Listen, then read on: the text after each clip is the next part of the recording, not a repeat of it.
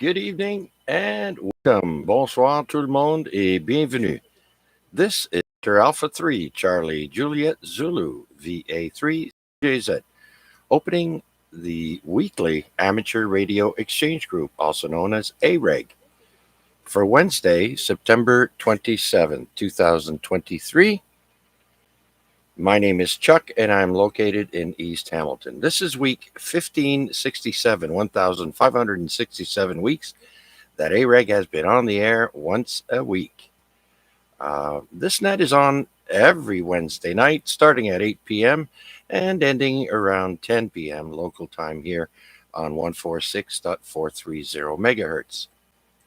Now, since this is a simplex net, not everyone will be able to hear everyone else. And so we also stream the net on YouTube. So people who tune in can hear how their station sounds over the radio and see their signal strength as well as see my station layout. Just type in my call into the YouTube search box, VA3CJZ, and you can look for us live tonight under the title AREG Week 1567. And finally, we ask that you leave at least 1 or 2 second delay between transmissions to allow others to break in.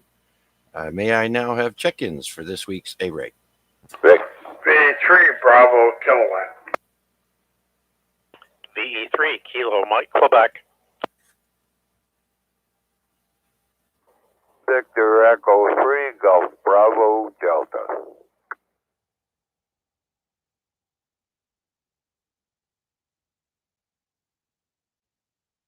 Okay, I got 4 stations there: VJC, BK, KMQ, and GDB. So let's say hello to down to North End Richard. North End Richard, VA3 VJC. Come on in, Richard. I'm in. Yeah, I'm here. Sorry, I got a little bit of congestion here. No disease, don't worry about it. I didn't think I was going to check in because I turned on my radio, as they say in GRS land, and they had a lock on the screen. I couldn't change the channel, couldn't do this. I had to go and search up a manual for the ASU 3200. And it seems that all I have to do is just momentarily tap the power button. It'll take the lock off the screen. Anyway, I'm doing good. Leg's doing good. I have an appointment tomorrow.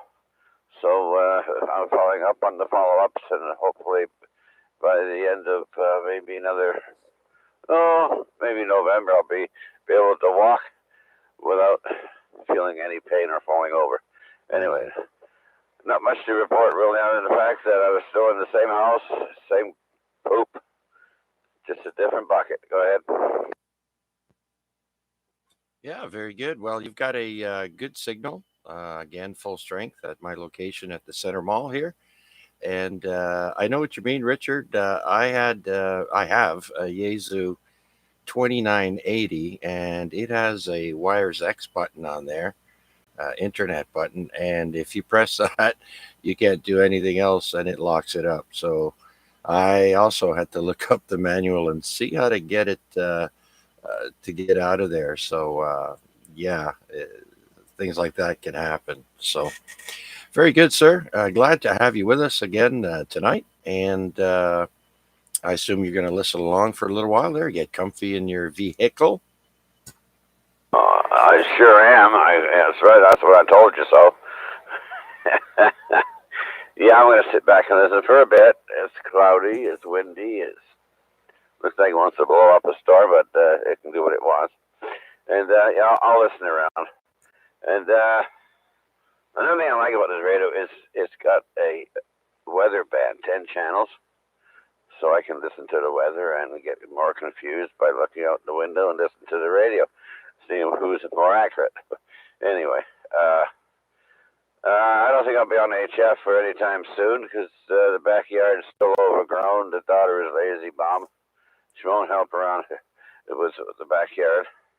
She said she's too busy with her children. Oh well, tough bananas. So I might have to go out there when I feel better and trim off the grass around the antenna that I plan on putting up, and just put it up anyway. And then I can call the city later on and get rid of the trees that are almost touching my eaves trough from the person behind me. And I think that's in violation of some sort of code. I'm not sure. I have to look it up. Okay, Richard. Well, yeah, all you can do is what you can do for the time being. You don't have to attack and complete the whole task. Just do a little bit at a time, and don't give yourself a heart attack. So that's I look at it. Same thing with shoveling snow. It's not going to go anywhere. So leave it for a little bit later when you feel better, and then go and get a little bit more done, and however many times you need to. Okay, Richard. Well, thanks for checking in, sir. We're going to keep going down the list here. So thanks again for checking in. And let's clear with you and go to VE3 Bravo Kilowatt. Rick, down or north end, Rick. We got Richard and we got Rick. Come on in, Rick. Oh, Roger on that. Hey, well, I gotta tell you, I'm back on HF, and just so anybody that checks in my net on Monday nights, I'm back on there, and we won't be using remote anymore. And I got a comment on how fixable that switch is. It's a Meritron switch, and I put all my eggs in one basket. All my HF antennas are on it, fed by Hardline, and geez, Ziggy, show front yard cam. still. So I guess I'm okay there. But anyway, the switch easy to repair, and so I recommend it to anybody if they want to go that route. Anyway, is there any topic there tonight there, Chuck? Over? No, sir. No topic tonight. Just let us know how things are going, what's new, what's happening. Didn't come up with any question of the night tonight, but we got the everybody's talking about that flea market on Saturday. So hopefully you'll get a good turnout. I think you will. You sold all the tables there, over 70 tables.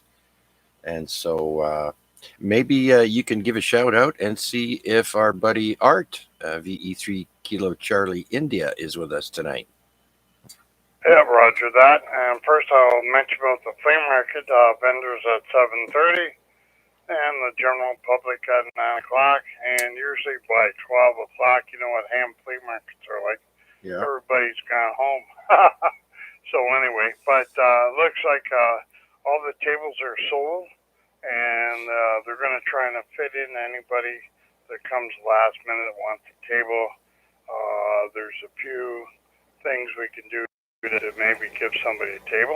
I'm going to run the club table for the Amateur Radio Club, and there's going to be some stuff on there that's almost giveaway. If you need it, just make an offer, and as long as we got something we can put in the coffers, we had some parts left over from when we made the move with the repeaters. So there's a few, network things if people are into that, and that's about it. Okay, anyway, let's see if Art is there. V3KCI. V3KCI, are you there? I have some traffic for you. Okay, very good.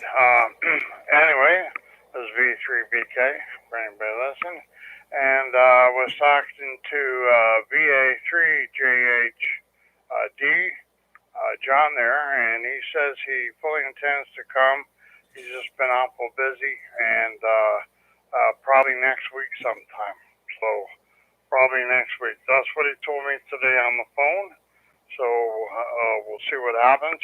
And did you get your antenna tuner yet? Were you able to get that or over?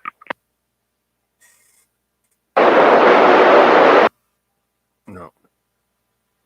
No copy on Art.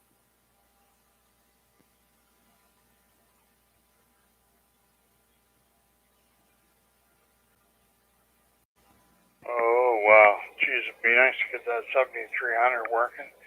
Anyway, you need something better than the tuner that's built in. Anyway, hello to you, and everything's working good. I hear you fine.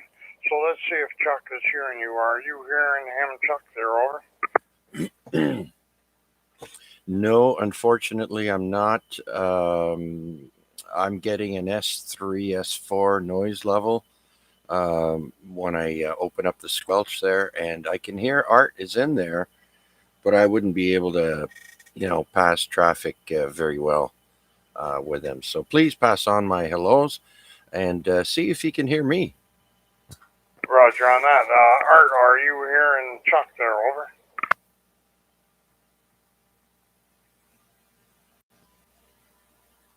Okay, well, there, it's about the same, I guess, and he says he knows you're there, but really couldn't carry on a conversation with you.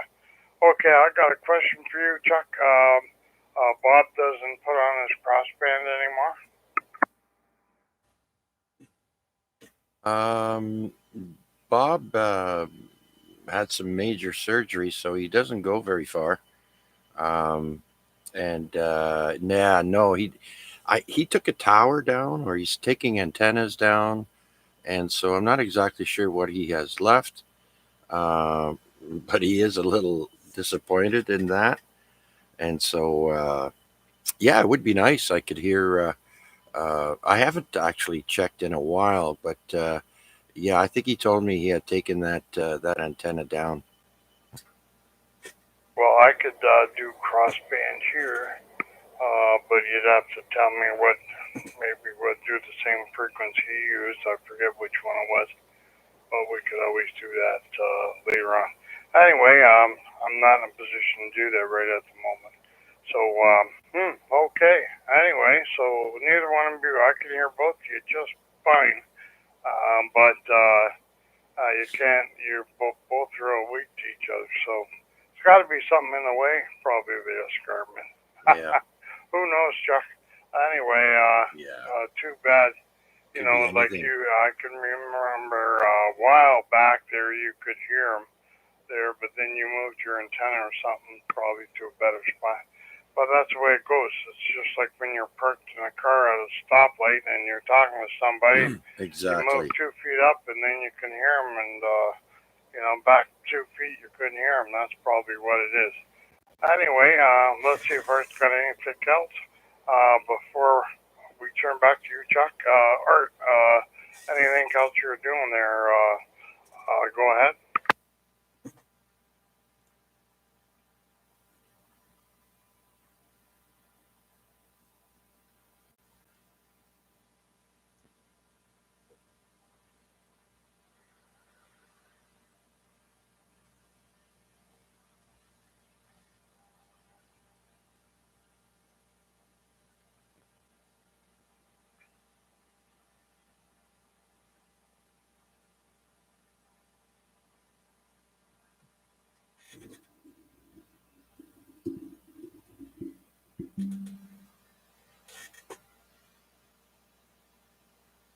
Okay, Art. Well, we hope you get that radio soon.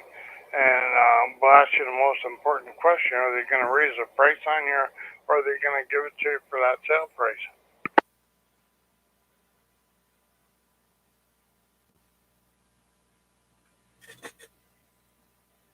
Well, that's good then. He's gonna get it for the same price there, Chuck. That they sold it. They had it on sale there last year, and or well, the beginning of this year, and so he's lucking out there getting it for the same price. But they already told him there the tuner's gone up $20. Anyway, okay, and you can't make the flea market. Well, sorry, we'll miss you there. Okay, and we've got to turn it back to Chuck there. I got nothing else there. You got anything for Art there, Chuck?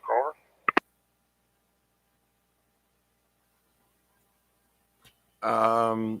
Just wanted to say hello, and we missed him, and maybe next week we can have you do the crossband repeat there, and I'll be able to pick up Art through you.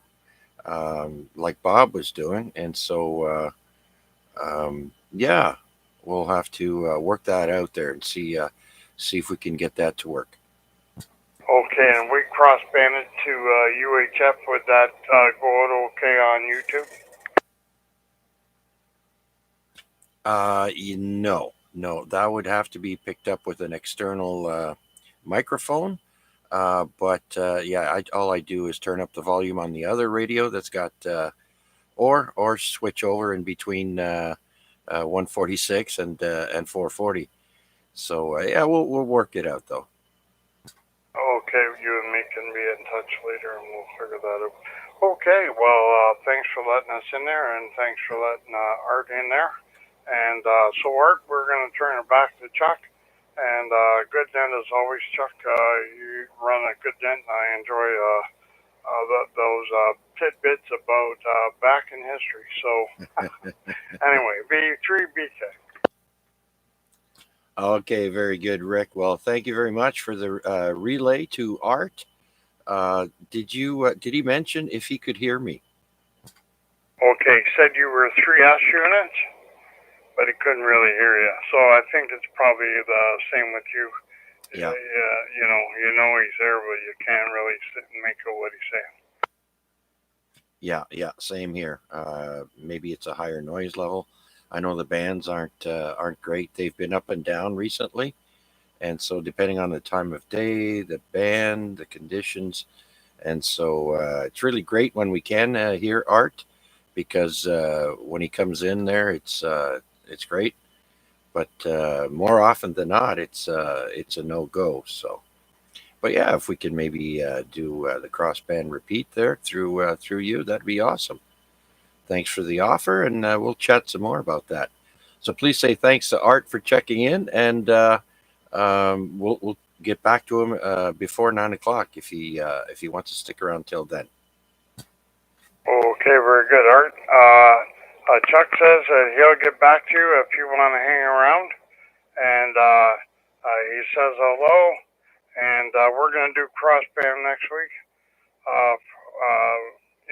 They're not really set up for it right now, but we'll do crossband next week so that Chuck can hear you and you can hear Chuck. So he'll be coming in through a crossband, which will actually be going through my antenna. So then, you'll be able to hear him there pretty good there, Art. Over.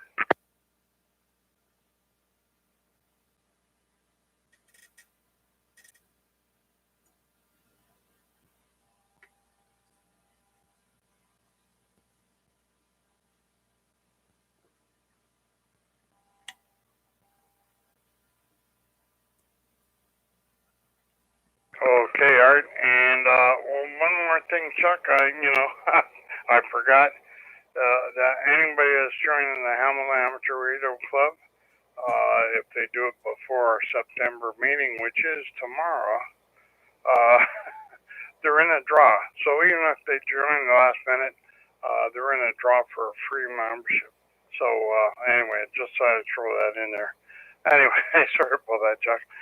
Back to you. And anyway, I will give you a call there, Art, when I get a chance. Okay, back to you. VA3 CJZ. Good night as always. V3BK. Okay, thank you again there, Rick. And so we'll clear with you, and we'll drop down and say hello to VE3 Kilo Mike Quebec. Mike, come on in, Mike.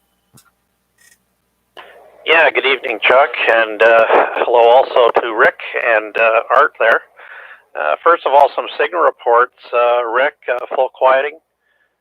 You as well, Chuck. And Art, by the way, got you at S8 here in Aldershot. Wow. So fairly decent signal, at least over this way. Anyway, for me, I was actually out your way, Chuck. If you're in the east end of Hamilton, I think you said you're near Ottawa Street area. Actually, I was a little bit further east, over near Quigley Road at the Hamilton Health Sciences St. Joseph's Medical Campus, getting some pictures taken of the back of my eyes as a follow-up to my regular eye doctor who wanted to explore a little bit more as to some vision issues that I've been having. Not super serious, I don't think, but nonetheless, had to get the drops in the eyes, as I'm sure everybody has had. And for the next 2 or 3 hours, everything was blurry. Needless to say, I didn't drive. My wife did, but yeah, that's what went on this morning. So yeah, anyway, that's what's happening with me. Back to you, VE3KMQ. Oh, very good then, Mike. Yeah, I get those once a year. I'm diabetic, so I get my eyes checked once a year. And make sure you bring sunglasses. If you're going to get drops put into your eyes by the optometrist, eye doctor, bring sunglasses because you become light sensitive, I noticed. So the dark sunglasses help. And so I hope the results are good. I know I had to get, I guess they called it glaucoma.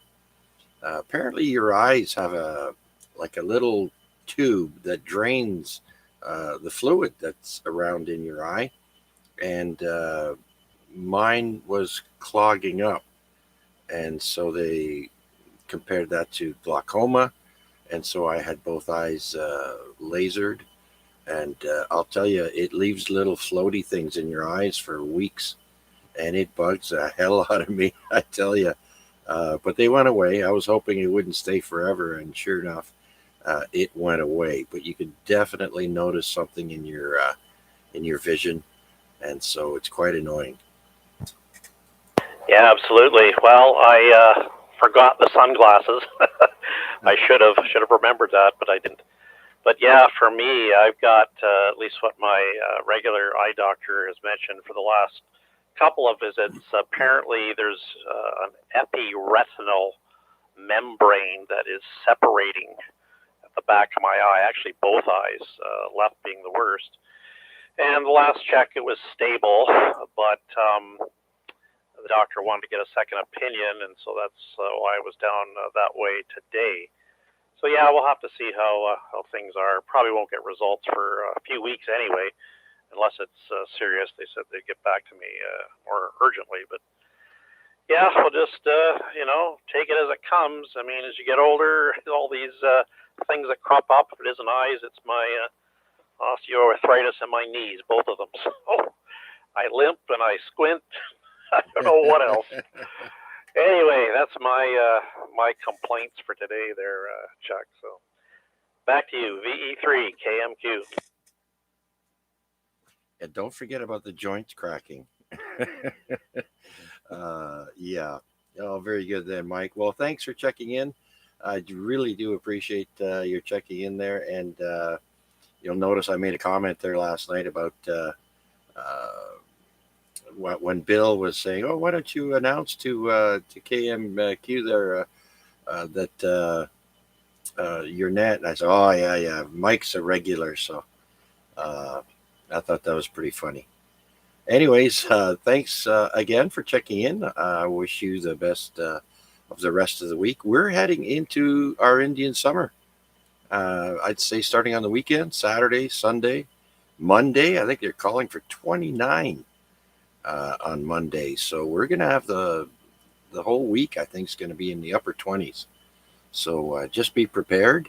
Those of you who closed up your pools, maybe you covered up your air conditioners. You may want to take the cover off because summer's not over. Yeah, absolutely. Well, as it turns out, Chuck, this weekend I'm heading down to New York State to the Elmira Hamfest. Unfortunately, obviously, I won't be able to visit the Hamilton one in Ancaster, which I was at last year. And I have to say the Hamilton one is a very good Hamfest. But I've never been to the Elmira one before. I hear it's supposed to be very good. And so I thought I'd do that at least once. And so with that, I'm making it a bit of a 3 or 4 day weekend. My wife and I have actually rented I guess you'd call it an antique farmhouse. It was advertised. So we're going to be down there for 3 nights. And I'm going to be bringing along portable radio, portable antenna, and doing a little bit of HF work on 40 and 20. So looking forward to that. I'll be out in the middle of the country, so to speak, not in the city by any chance, and looking forward to doing all that. So that's what I've got upcoming there, Chuck. And with that, we'll pass along 73, and we'll look for you next time there, Chuck. VA3 CJZ, VA3 KMQ. Okay, Mike, very good then. That's awesome. Farmhouse, a bed and breakfast farmhouse. That'd be great. So yeah, good luck with that. Hopefully the weather will hold out for you. I think it will. And we'll listen for you on HF on the weekends, see if we can pick you up. And we'll report back to you next week on that. So thanks again for checking in, Mike. Take care, and 7-3. So we'll clear with VE3KMQ. And let's see if George is patiently waiting in the wings. We'll get to you. Hold on a second. Want to say hello to VE3FNI, Sean, checked in on YouTube, as well as Wade, VA3NCA, and Dave, I think, or Wayne, Wayne, VA3FMB. Good evening, folks. Thanks for checking in with us on YouTube. And so let's break away and say hello to George, VE3GBD. Come on in, George.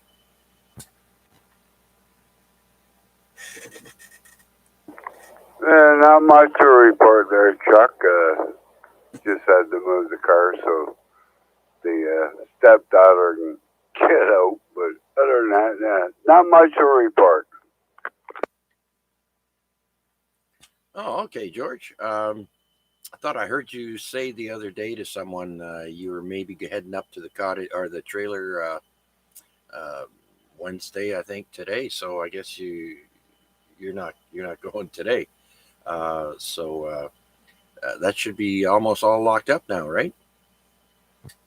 Oh no, we went up Tuesday actually.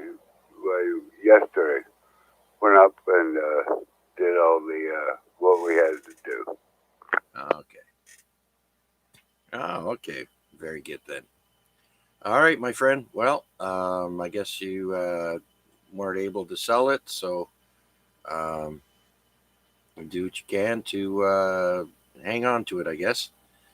Anyways, good luck with that, George. Thanks for checking in. We missed you, and hopefully you'll be around next time I call you. Oh yeah, I should be. Just rounding up garbage now, but yeah. Second round, I should be around. All right, very good then. So we'll clear with VE3 Golf Bravo Delta, and let's see if we have any other check-ins for tonight's Amateur Radio Exchange Group Net. This is VA3 CJZ looking for check-ins. Please come now. VA3 AXJ.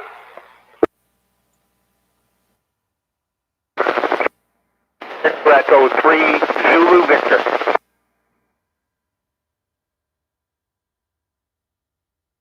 Okay, I heard two stations there. Victor Alpha 3, Alpha... oh, geez, I didn't even write it down. AXJ, Alpha X-Ray Juliet. Tongue twister there. Rick, downtown Rick, come on in. Good evening there, Mr. Chuckles. Yeah, I'm just listening there for a bit there, and for the aches and pains, that's called old age. Yeah, I have to go on the 2nd of October for the eye test and that, and it's been 3 years. The last time I was there, they said I had started a little bit of that, what do you call it, yeah, and geez, I can't think of the name of it now. Cataracts, that's what it is, cataracts. Oh, yeah. So I'm not looking forward to that, but yeah, it's been 3 years, so I got to get her done. Oh, yeah. You know what? Have you ever seen how they get those out of the eyes? That's really gross. Well, it's a laser, I guess, eh? You don't feel nothing. That's what I know of. My neighbor had it done there a couple of years ago. He said it was nothing. It was a piece of cake. She had no problems whatsoever. Okay, well, I've seen them. I thought it was a removal of cataracts, and it was this cylinder that they take right out of your eye. It's I'll have to check that out again on YouTube there, but yeah, it doesn't look like a lot of fun. But anyways, yeah, that's another part of getting older. Yeah, and I guess tomorrow I'm gonna get up early and take a run to the reserve and get some fuel and air things, I guess. And a pretty busy day today. I was running all over the place. The Highland Packers bought me a big chunk of that mock chicken. It's the only place I've seen to find it. But I buy a big chub, That's what did I pay? $51 for it. But I got my own slicer. I slice it up to what I want, and I got line meat for 2 or 3 weeks. Oh, that's sweet. I would love my own slicer. I got to get me another smoker too, because I make my own beef jerky and it's good. And I used to sell it to the boys there in town, and I tell you, it takes a lot of work, but my gosh, you put one of those pieces in your mouth, and it tastes so good. So that's another thing I'll have to get. All right, Rick. So you're going to stick around with us? We're just going to keep moving along. Yeah, I'll be here for this day, on this day. I don't know how long, but at least I'll try and get it to about 9:30 before I shut down. Maybe we'll see. Anyhow, yeah, I'll probably be around for the next call. Back to you, and continue. Okay, Rick. Thanks for checking in, buddy. So let's break with you and say hello to Steve, Victor Echo 3, Zulu Victor. Good evening, Steve. Come on in. Yeah, good evening, Chuck. And I heard a couple other stations a little bit ago. I was not copying the one you were just chatting with, but not much to report out here. These are looking really brown. I noticed them picking some of them. Those must be the edible ones. They're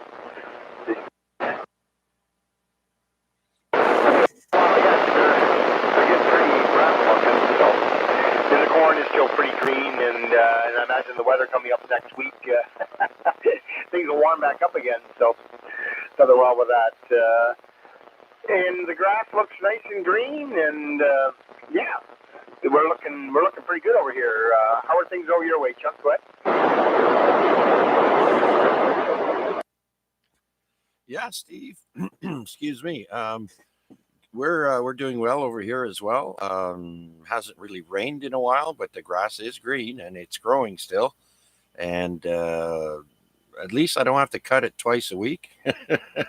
But we are going to have to make a pass on it by next Wednesday for sure to get it out, get the grass clippings out to the curb.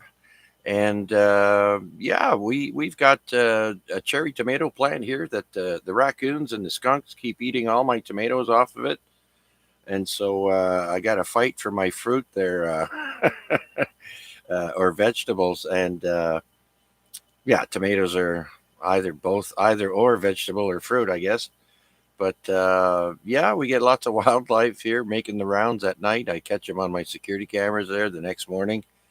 And other than that, we're doing good. The back is starting to feel better, and enjoying the weather we've been getting this year. Really pleased. So I'm guessing the farmers are doing well as well. Yeah, I would say things are looking pretty good. I'm not sure if there was someone breaking in there, but go ahead. VE3Z. Okay, is there another station in there? Please go ahead. VA3CJZ.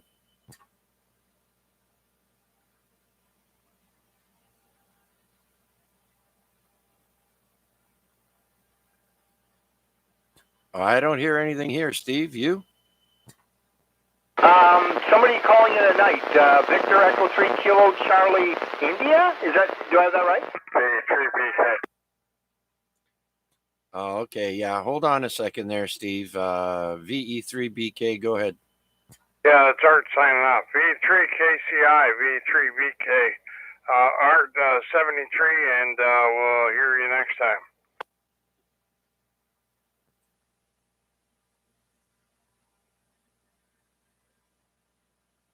Okay, 73. That was Art. He was just clearing off.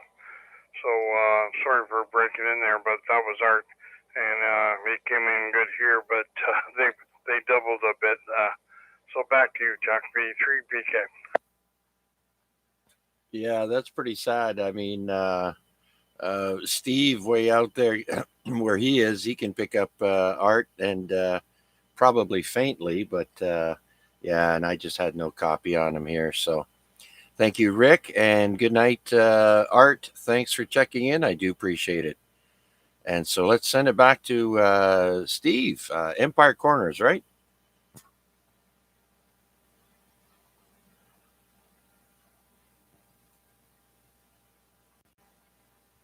Victor Echo 3 Zulu Victor VA3 CJZ. Yeah, the band dropped down a little bit, Chuck.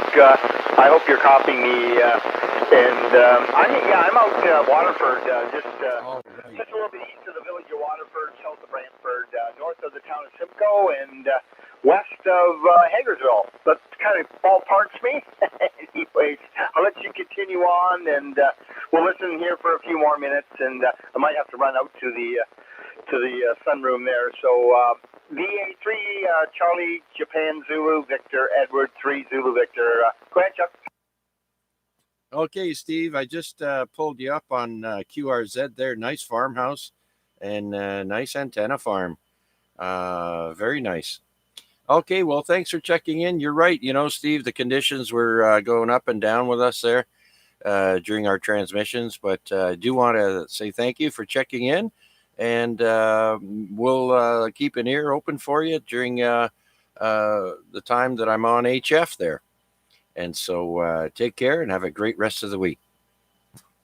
Yeah, and we plan on, my friend from Brantford and I will be at plan on going to the Ancaster Ham Fest. So I don't know if you're going to be there or not, but anyways, our plan is to be there, so we'll see what happens. Okay, very good, Steve. Yeah, I want to go, but I got a few things here on the go, and we'll try and make it, but no promises. So again, we'll look for you. And when we're there, I'm sure I've got a lot of hands to shake. So I want to wish the Hamilton Amateur Radio Club guys success on this weekend there, and it's going to be a great event. So thanks again, Steve. We'll talk to you next time. Yep, very good, Chuck. 73, and have a great evening. From Victor Echo 3 Zulu Victor. 73. All right, so we'll clear with Steve in Waterford. I don't know why I said Empire Corners, but there are some stations out that way that check in with us. So, all right, so with that, let's see if there's anybody else out there wishing to join us here on the Amateur Radio Exchange Group. This is VA3 CJZ, and my name is Chuck. Please come now. Victor Echo 3 Zulu Juliet Charlie.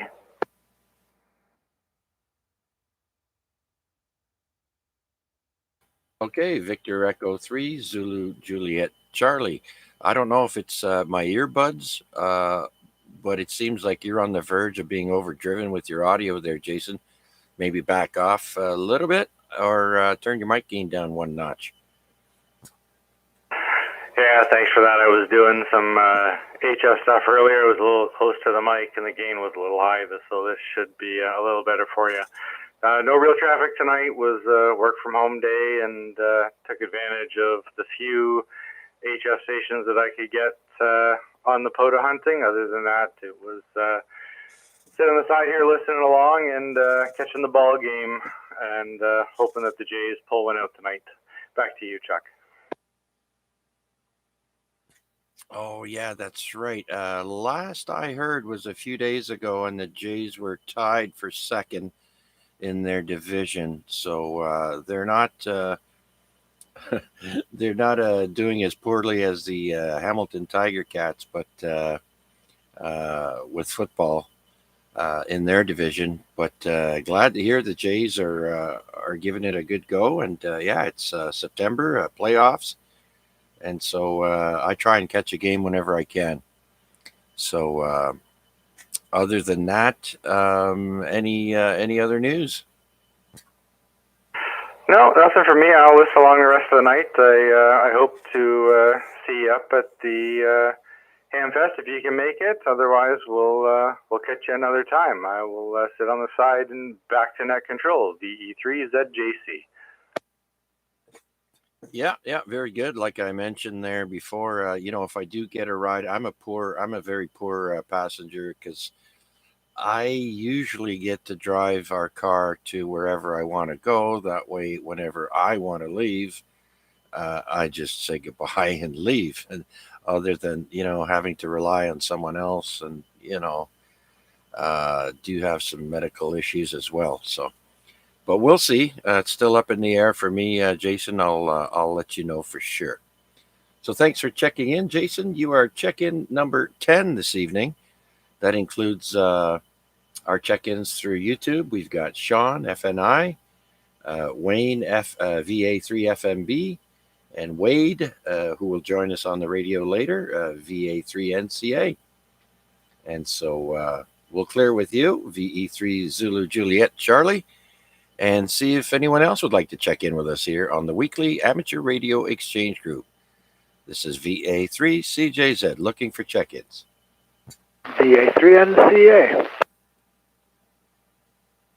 Oh, there we go. VA3NCA. I don't even have to write your call down. It's already in the log. Come on in, Wade.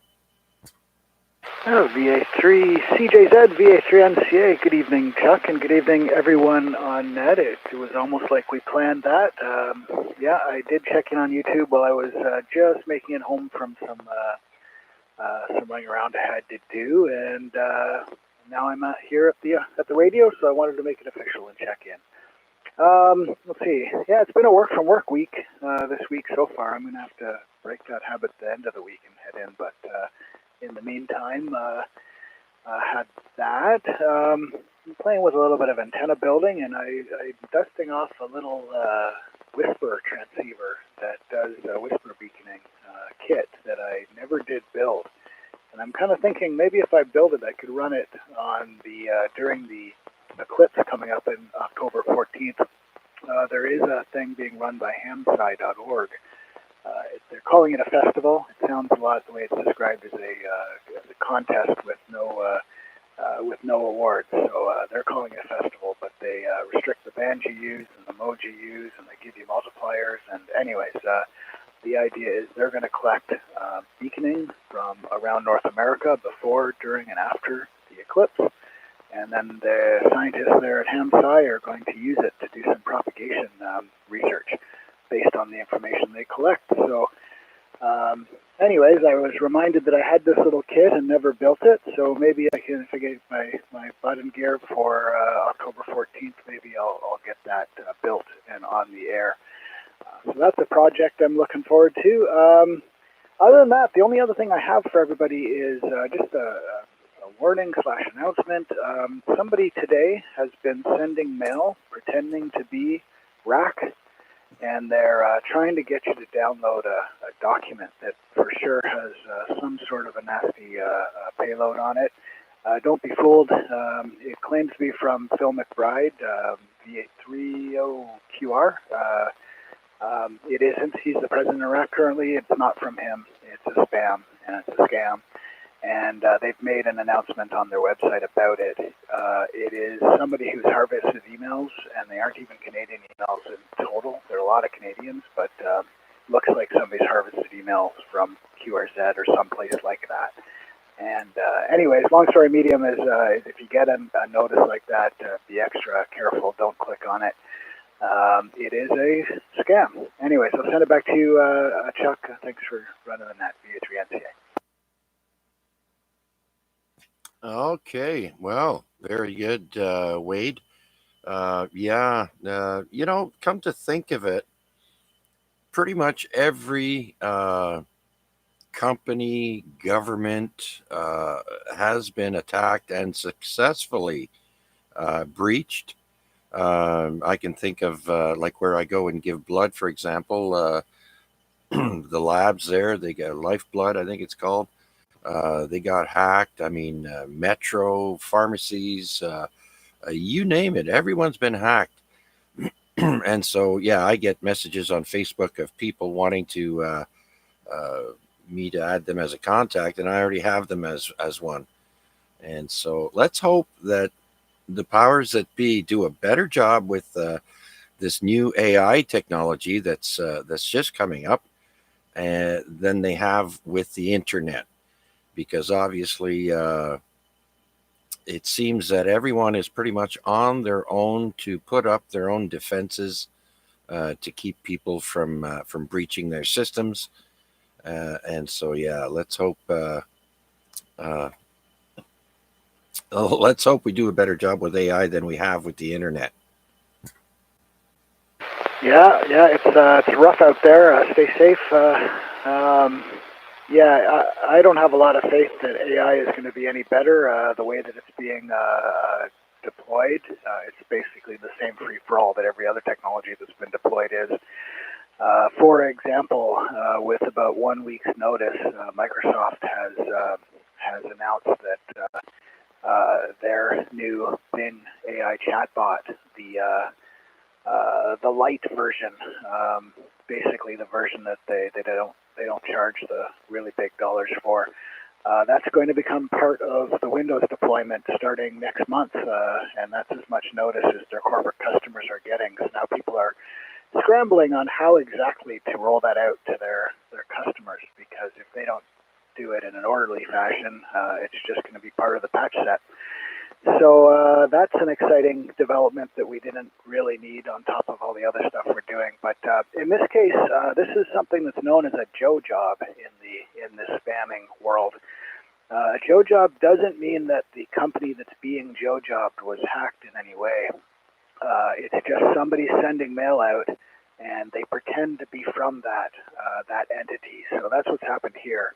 There's no indication that RAC was hacked. They just got a whole bunch of addresses of amateurs, which, isn't that hard to do. People put it up on QRZ, people put it up on their web pages, all sorts of places. And if you look carefully, it says Phil McBride, but if you look carefully, the email address is something else completely unrelated to radio, and that's what they're doing. So the return address has been set as RAC, and if anybody replies to complain or whatever, then they get hounded. But otherwise it's a scam, and don't click on the payload because it probably has viruses. So yeah, exactly. What do they say in Hill Street Blues? Stay safe out there. Anyways, back to you. Yeah, I used to like Hill Street Blues. That was a good show. But yeah, you're right. You got to be careful before you hit that click button, or you click your mouse on something, because, like you say, pay attention to the emails address, where it's coming from, and if it looks funky, it probably is. So yeah, I try and be as careful as possible. And so, okay, well, thank you for that, Wade. I hope nobody gets Joe jobbed, but some people will probably get that. Okay, Wade. Well, thanks for checking in, sir. Much appreciated. Do you have any other announcements to make? Nope, that's about it. I talked about the upcoming events for the eclipse, and about the rack hack. It wasn't a rack hack, but the rack spam. And other than that, other people have talked about this weekend's Hamfest. So I am going to plan to try and show up there for a short time in the morning. I don't think I can stay long, but I'm going to poke around and see if there's anything there I don't need, and then bring it home probably. But with that, I will listen along for the rest of the event there, Chuck, and thanks for doing it. I'll send it back to you. Okay, very good then, Wade. Yeah, we'll try and make it, but no promises. Okay, well, so we'll clear with VA3 November Charlie Alpha, and see if there's anyone else out there would like to check in with the Amateur Radio Exchange Group Net. This is VA3 CJZ. My name is Chuck. And my station is in the east end of Hamilton by the Center Mall. And we're also streaming the net on YouTube. Just put in my call in the YouTube search. And you can look for us live, or tonight we'll be under the title AREG Week 1567. And so with that, do we have any new check-ins for the AREG? Please come now.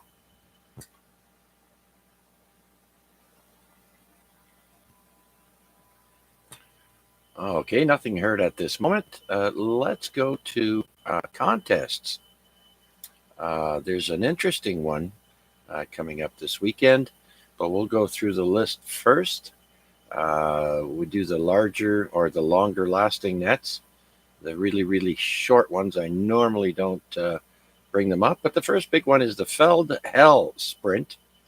And that will be on Sunday. Well, 0 Zulu time, September 30th to 23:59, September 30th. And that's worldwide for 6 meters, 10, 15, 20, 40, 80, and 160. And the mode again is Feld Hell. Next, we have a CW contest. Worked all provinces of China DX contest. And that's for 10 meters, 15, 20, 40, and 80 for CW. Next, we've got the UK/EI DX contest for sideband. And that'll be also for 10, 15, 20, 40, and 80 meters. And that will be 1200 Zulu time, September 30th to 1200 Zulu time, October 1st. And next we have the Russian WW multi-mode contest, and that is for CW, single sideband, RTTY, and BPSK. I've never checked that mode out before. And for the bands, 10, 15, 20, 40, 80, and a 160. And so the final one I have here is all for all you AM amplitude modulation people who like AM. There's the AWA amplitude modulation QSO party, and that starts at 2200 Zulu September 30th to 2200 Zulu October 1st. Geographic focus is the United States, but participation is worldwide. And again, the mode is AM for the bands 20 meter, 40, 80, and 160. So, AM. I know late at night I will go to the short wave frequencies on AM and pick up. Actually, if you go to around 9 o'clock, which is in about 6-7 minutes, go to 7.260 and you'll hear Cuba, I think it is. Every night I hear them come in at exactly 9 o'clock on 7.260. And so I like to play around at night and go through all the bands and see who I can pick up. So whenever there's no activity on the radio, there's always shortwave, always. And so that pretty much wraps it up. There's another one called the UBA ON contest, and that's for sideband. And that's only for 3 hours. And the geographic focus is Belgium, and participation worldwide. And that's for 80 meters only for sideband. So this weekend, hopefully the conditions will be good and we won't get slammed with any EMEs or, CMEs, coronal mass ejections and whatnot. So, the bands have been up and down recently. Hopefully they'll clear up. Usually when there's a change in the season. Whoops, sorry about that. I timed out. Okay, well, all right, what's the last thing I said? You timed out. What was the last thing you heard? I don't remember. I'm just playing around with you. Okay, well, that wraps up the contests coming up this weekend. If you want any more information, just go to your computer or phone and just type in contestcalendar.com. Pull up the 8-day contest, and you'll see all of them there. So with that, before we go to the top of the list here, it's nearing the 9 o'clock hour. We will get to you there, Richard. Are there any other check-ins for this evening's AREG net? This is VA3 CJZ. Please come now.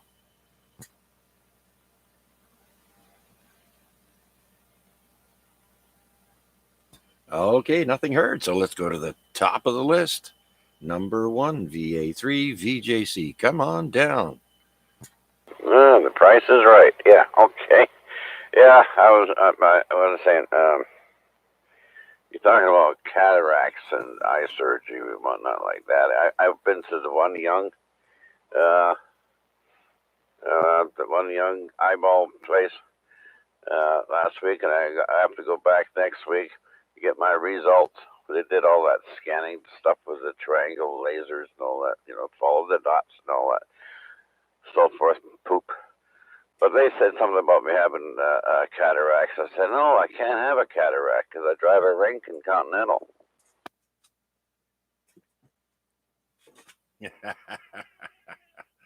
Oh, that's cute. That's cute. Yeah. Geez, I remember it was years ago. They might have changed their techniques now, but the surgery I saw there was, wouldn't want that done.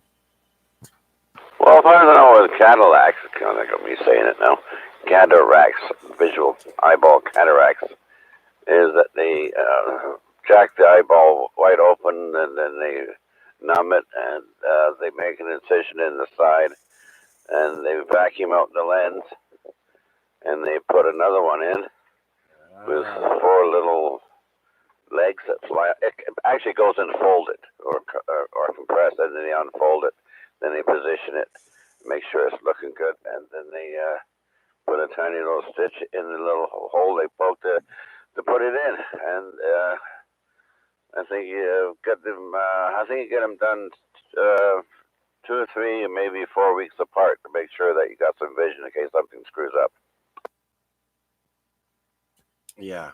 Never agree to get them both done at once. That's for sure. Okay. Yeah. So, how are yours? You don't have cataracts, do you? Oh, I know. I'm a Chrysler fan. No, well, I got the startings of them. They did all that bloody air. They shot the air at it and whatnot. And I noticed when I was self-regulating on my diabetes type 2, my vision stabilized, but it was not agreeable with my lenses. Okay. So I got new glasses now that the world's changed, economics and whatnot. I'm back on carbohydrates, maybe too much. Now my glasses are no damn good anymore. I finally went for like a 100. Basically, it was 0.95 to 105. It was my prescription for distant glasses. Now it's around a 150. So you got to watch what you eat. Also, if you're going to take care of your diabetes and your heart, because it's all what you put in your gut. Absolutely. I agree with you 100%. And so, yeah, especially now I'm also diabetic type 2, and I'm back on the insulin because my sugars were I was unable to keep them under control. And so I find I'm also eating better now that I'm taking the insulin. So go figure. All right, Richard. Well, anything else before we zip down the list? Negatory. I'm just going to sit back and watch. Oh, I watched the moon peek through the clouds. So I figured, there must be one hell of a cloud coverage. It doesn't look very good. It's windy. It's cool. Maybe it was a little bit of rain. Other than that, nothing else to report. Like I said, I'm going to be off of HF for a little bit longer because of the backyard situation and home life and whatnot. So I don't know. I'll stay with SDR. I'll listen. And some interesting stuff out there. But like I say, I'm tempted to pick up my microphone and then say something, but I realize my radio's I haven't hooked up. It's not even turned on. But anyway, doesn't matter. But I'll stick with this until it lasts.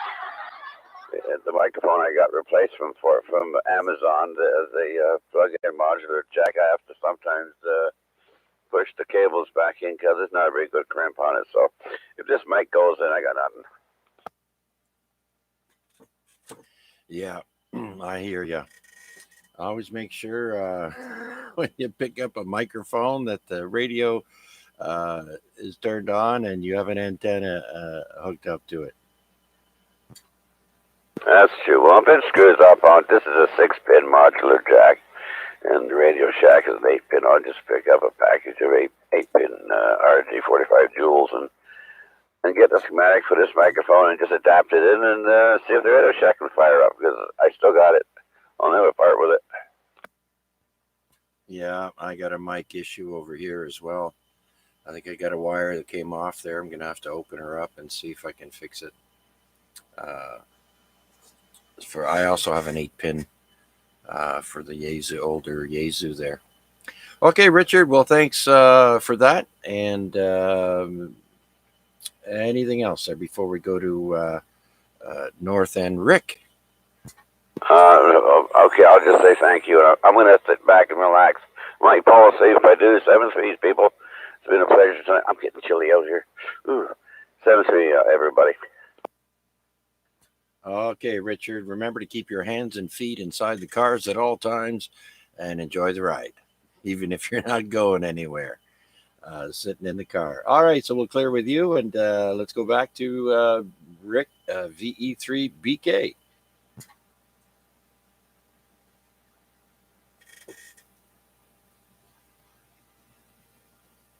Okay, how about VE3KMQ?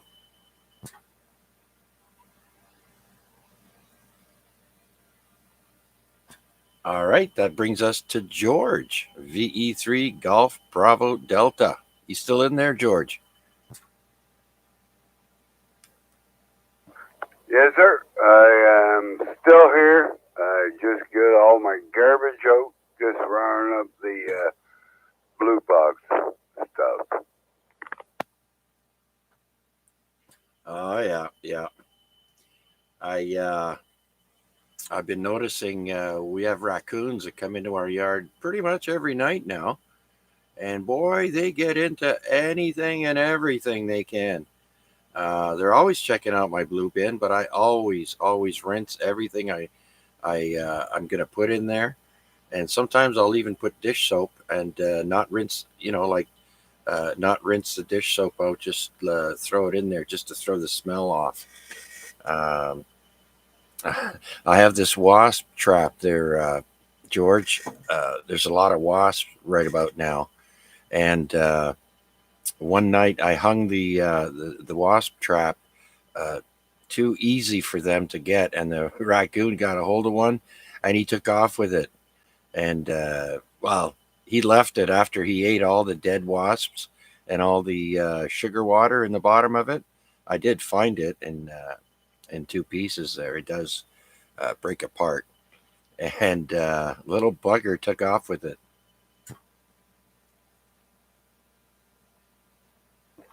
That's funny right there. I'll tell you. Yeah.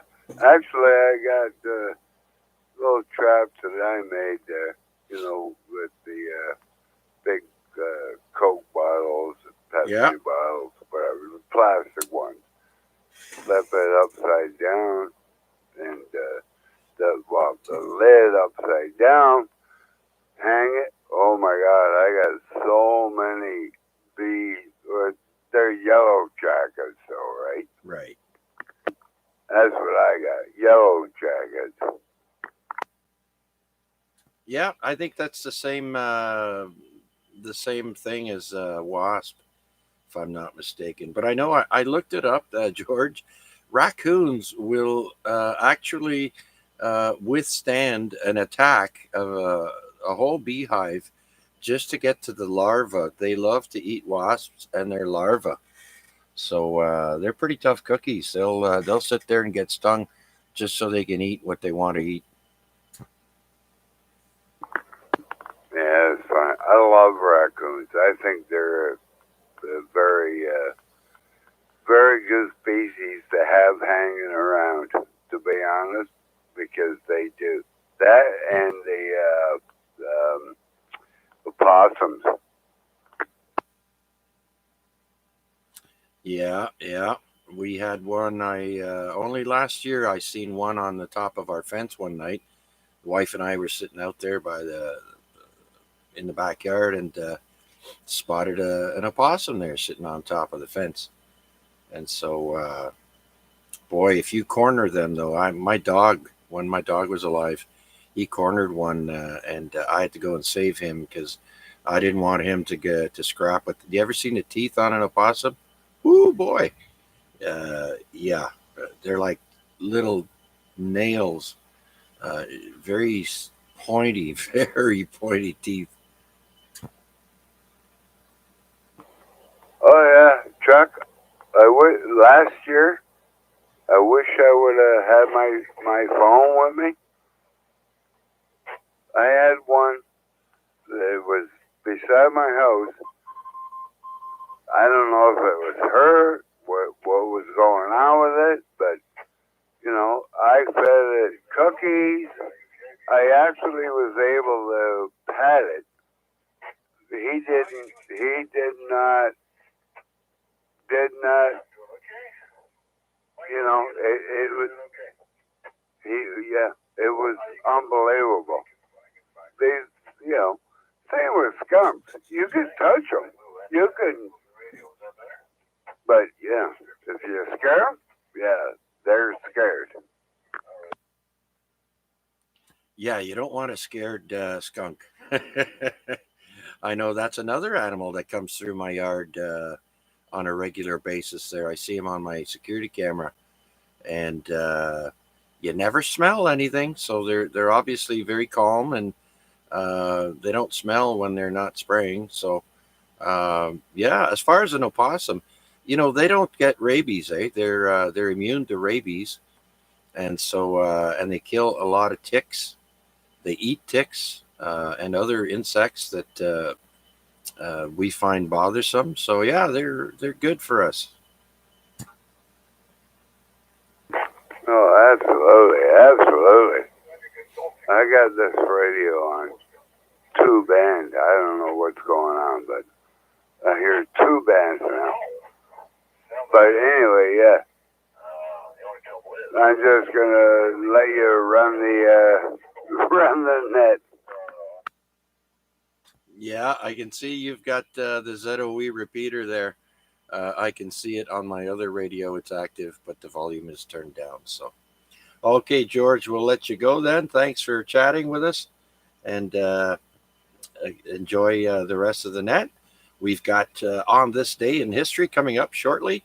And before we do that, let's see if anyone else is out there would like to join us here on the Amateur Radio Exchange Group. This is VA3 CJZ. Please come now. Victor Echo 3, Lima Bravo, India.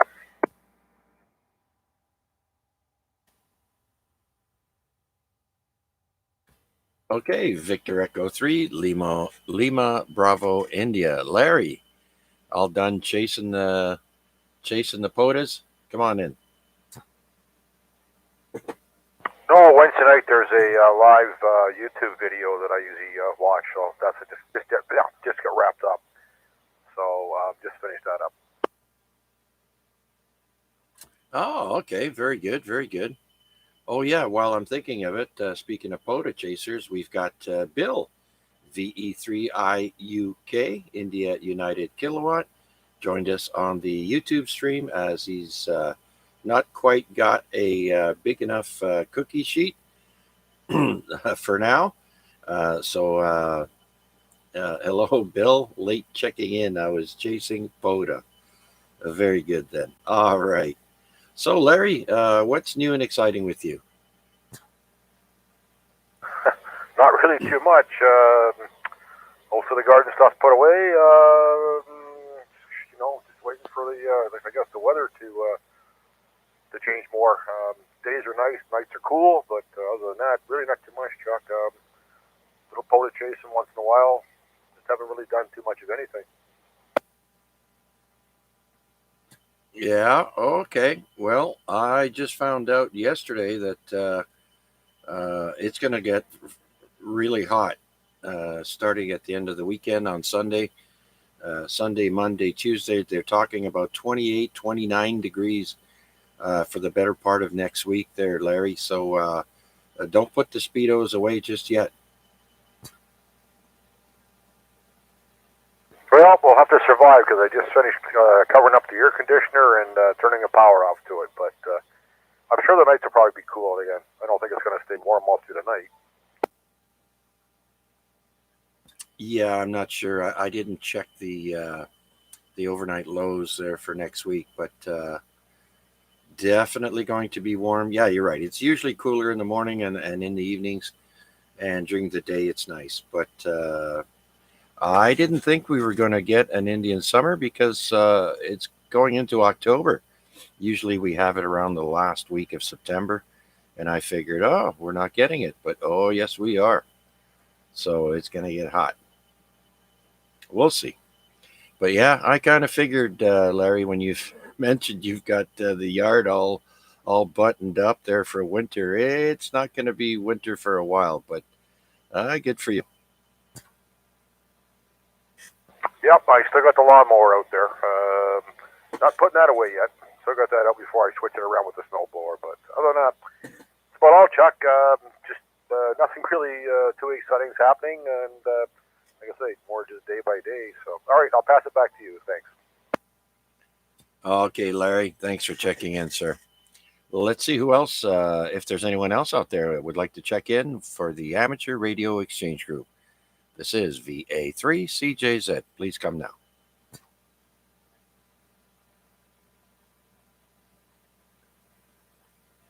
Alrighty then. Oh, by the way, I understand Mac will be touching down in Hamilton or Toronto. Not sure which, but he'll be touching down on Canadian soil on Friday. So looking forward to welcoming Mac. We're going to have to give him a whole hour on the radio just to tell us about his exploits. Hopefully, his business trip went well and was successful, and his company is going to make lots of money. And so, with that, let's go to on this day. This is on this day, 135. 135 weeks I've done this. So we'll start off with today's famous birthdays. And the first is Samuel Adams. You know, people think that Samuel Adams brewed beer, but actually, I looked it up and he was a maltster. A maltster, he made malt for making beer. So he didn't actually make the beer, he made the malt. So there you go. But, anyways, he was born on this day, Samuel Adams, in 1722. And he passed away in 1803. They have him listed here as an American revolutionary. He was part of the Boston Massacre and the Tea Party. And he was also the lieutenant governor of Massachusetts from 1789 to 1794, born in Boston, Massachusetts.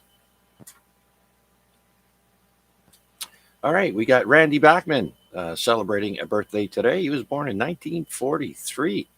That would make him 80 years old.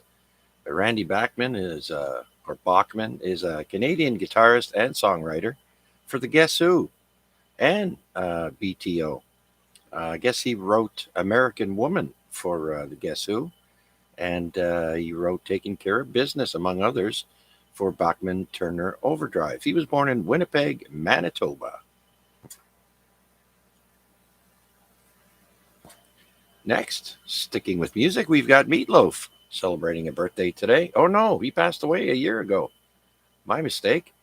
He was born in 1947 today, September 27th. Passed away in 2022 here. Of course, everybody knows who Meatloaf is. Usually have that on Sundays for dinner. No, he's an American rock musician and singer-songwriter. One of the albums, Bat Out of Hell. The song 2 Out of 3 Ain't Bad. That's him. He was born in Dallas, Texas. I saw him in concert once, and he fell off the stage at the end of his set. And the rumor had it that he did that on purpose so he didn't have to come out and do an encore. And sure enough, he did it that night. Oh well. Just one of the little things there that are a little bit weird. Okay, again, sticking with music, we've got Greg Ham, um, born on this day, 1953. He's an Australian rock saxophonist and flutist for the band Men at Work. Remember the song Who Can It Be Now? That's them. And he was born in Melbourne, Australia. Passed away in 2012. Next, we've got Sean Cassidy, again with music, celebrating a birthday today. He was born in 1958. Sean Cassidy, I do believe, is the brother of David Cassidy, the other singer and member of the Partridge Family. So he was also, Sean Cassidy was also an actor on the Hardy Boys, as well as being a television writer and producer for the show American Gothic and New Amsterdam. I didn't know that. Born in Los Angeles, California. Next, we've got the lovely Gwyneth Paltrow celebrating her 51st birthday today. She was born today, September 27th, 1972. I think she's mostly known for her role in the as the girlfriend of Tony Stark in the Avenger and Iron Man movies. Born in Los Angeles, California. Going back to music, Avril Lavigne celebrates her 39th birthday today. She was born in 1984. Canadian singer, songwriter, born in Belleville, Ontario. And she is the last person on my list of famous people with birthdays today. Are there any questions or comments, or anyone who would like to check into the AREG net? Please come now.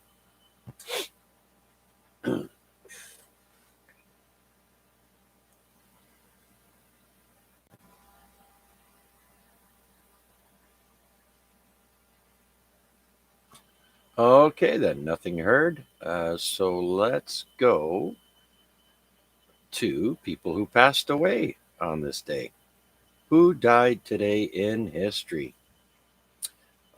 Usually I start back in time early, but today I'd like to make a special note of David Keith McCallum. Passed away 2 days ago on the 25th of September. He was a Scottish actor and musician. He gained wide recognition in the 60s for playing secret agent Ilya Kuryakin in the television series The Man from U.N.C.L.E. I love that show. His other notable television roles include Simon Cotter in Colditz and Steel and Sapphire and Steel.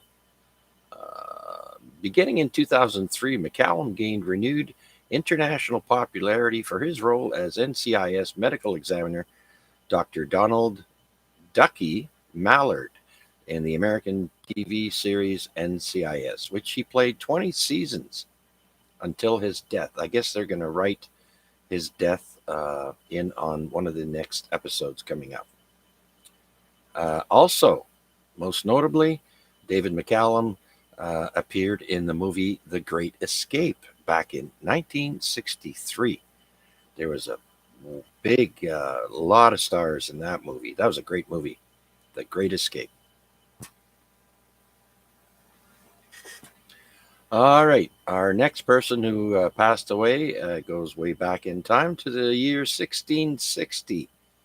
And this person is called Vincent de Paul. He's a French Roman Catholic saint. So that's why we call it Saint Vincent de Paul. He dies at the age of 79. Did not know that. Next person passing away was in 1876 on this day, a gentleman by the name of Braxton Bragg. He's an American general with the Confederate Army. He dies at the age of 59, and Fort Bragg in the U.S. is named after him. This is in North Carolina. Fort Bragg, and it was originally named in 1918.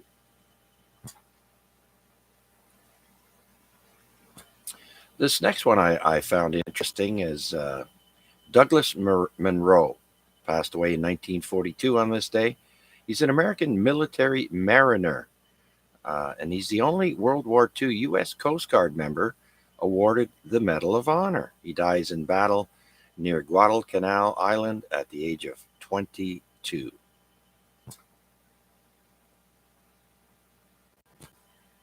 Next, on this day in 1956, Milburn G. Apt, APT, passed away. He was an American test pilot and the first person to exceed Mach 3. And he was killed in an X-2 rocket plane reaching 3,370 kilometers per hour. And the plane crashed and he dies at the age of 32.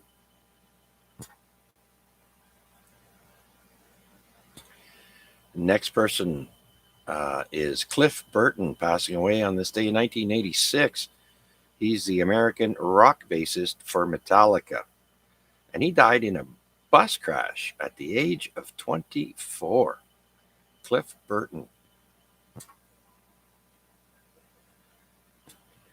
Next, we have Donald O'Connor, passing away in 2003 on this day. He is an American dancer and actor, most famously in the movie Singing in the Rain. Back then, a lot of those actors had to learn how to dance, how to sing, and how to act. Same goes with the other dancers there, Fred Astaire, and all those that made movies in the 40s and 50s and 60s and early 70s. Okay, next we've got Hugh Hefner, passing away on this day in 2017. By the way, he was born in 1926, and he was 91, dying of natural causes. The magazine publisher, Playboy, Hugh Hefner. And that's the last person I have on my list of famous people that passed away. Any comments, questions, or check-ins for the AREG, please come now. This is VA3 CJZ.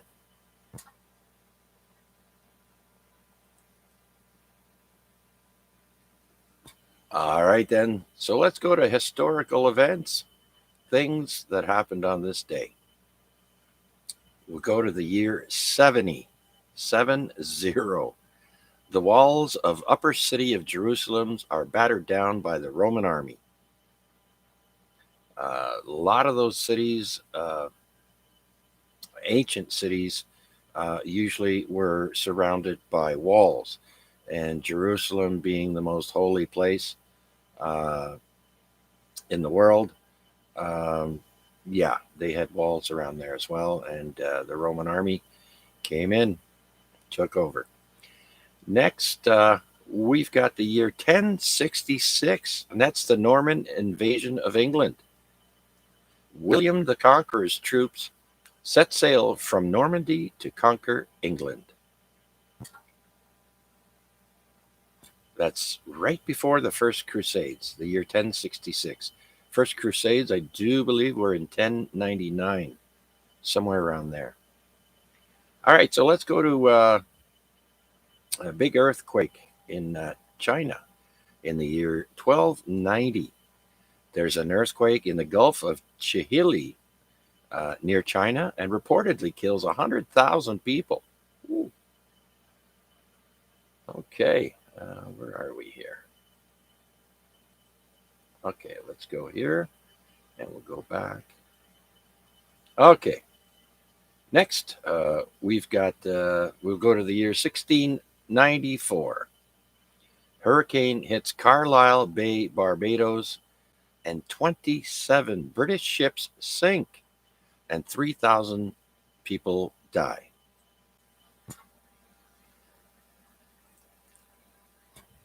Okay, next we've got the Mexican War of Independence ends. In 1821 was the end of the Mexican War of Independence. Mexican revolutionary forces led by Agustin de Iturbide, I don't know, occupy Mexico City as Spanish withdraw, bringing an end to the Mexican War of Independence.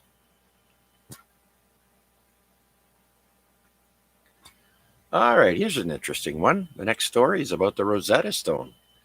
In 1822, French scholar Jean-François Champollion announces he has deciphered Egyptian hieroglyphics using the Rosetta Stone.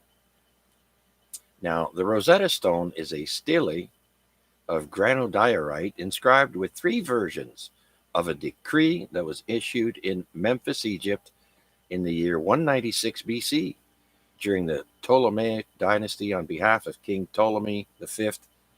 And at the top and the middle texts are in ancient Egyptian using hieroglyphics and demotic scripts. So nobody could decipher it. But the third version on the bottom was written in ancient Greek. So the decree has only minor differences between the three versions, making the Rosetta Stone key to deciphering the Egyptian hieroglyphs and the scripts. So there you go. That's what the Rosetta Stone does.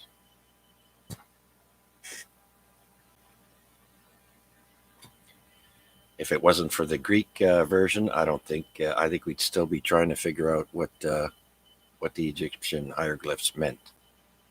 All right, moving on to 1825. The year 1825, we have locomotion number one. George Stephenson's locomotion number one becomes the first steam locomotive to carry passengers on a public rail line, the Stockton and Darlington Railway in England. So there you go. The first passenger train, 1825 in England.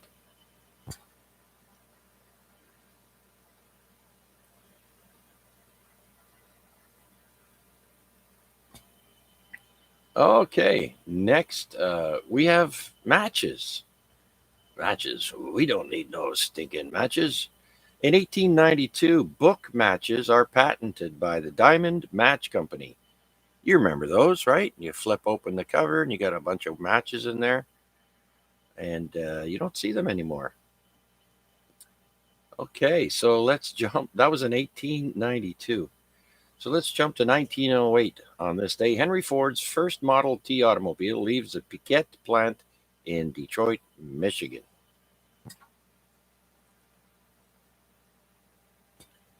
That was the first Ford Model T. All right, let's go to 1910 on this day. There's no 19010. This is the first test flight of a twin-engined airplane, and that was done in France, 1910. Here's one of my favorite Tarzans, Johnny Weissmuller. In 1921, American swimmer and Olympic medalist Johnny Weissmuller sets his first two world records in the 100-meter and 150-meter freestyle events at the AAU Nationals meet in Brighton Beach, New York. Following his retirement from swimming, Weissmuller played Edgar Rice Burroughs' Tarzan in 12 feature films from 1932 to 1948. Remember the old black and white Tarzan movies?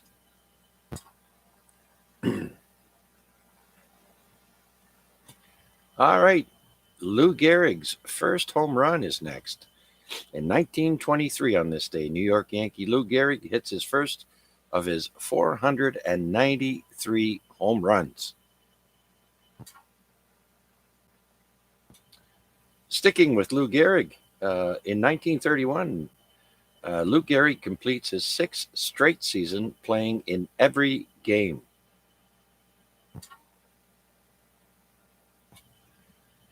And then in 1937, on this day, the first Santa Claus training school opens in Albion, New York.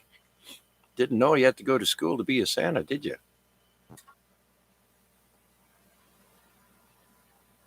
Okay, let's go to 1938. The British ocean liner Queen Elizabeth launches at Clydebank, Scotland. It's in 1938.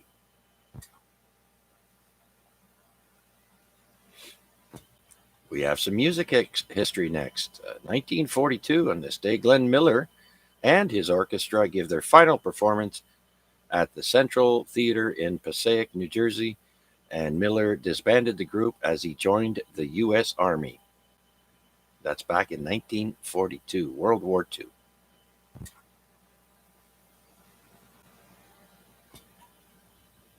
There we go. MacArthur meets Hirohito. So this is after Japan surrenders. On this day in 1945, U.S. General and head of the Allied occupation of Japan, Douglas MacArthur, meets Emperor Hirohito in Tokyo for the first time.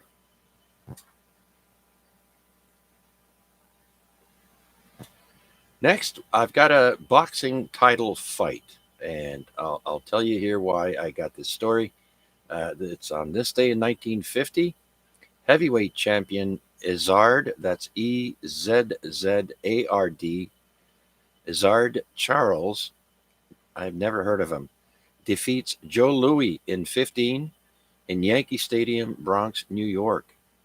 Now, the reason why I put this story down is because Joe Louis was only defeated 3 times in his career.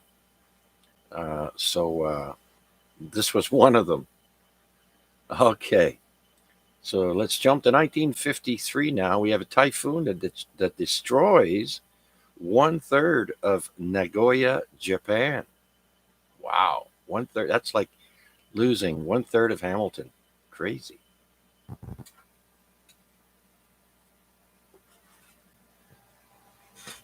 All right. Next, we've got The Tonight Show in 1954. September 27th, The Tonight Show premieres on NBC, hosted by Steve Allen. Steve Allen was famous on radio and then on television. He hosted many game shows. He was very popular. Okay, so The Tonight Show, which was the first late night television talk show. So back in 1954, the very first late night talk show. Okay, got another boxing match here. In 1980, Marvin Hagler defeats Alan Minter to claim Boxing World's middleweight championship in London, England. They have to be escorted away by police after a riot forms. I didn't know Hagler was a middleweight. Okay. Next, let's go to, sticking with 1980, WHOT, Brooklyn, New York pirate radio station begins on 1620 AM and 92.5 FM. This is back in 1980. I thought they didn't have pirate radio stations all the way up to 1980. That's interesting. Next, we've got some film and TV history for you. On this day in 1982, filming begins on Never Say Never Again, with Sean Connery playing James Bond for the final time. That was in 1982. Let's go to 1983 now. Tim Raines, a Major League Baseball player, is the first since Ty Cobb to steal 70 bases and drive in 70 runs.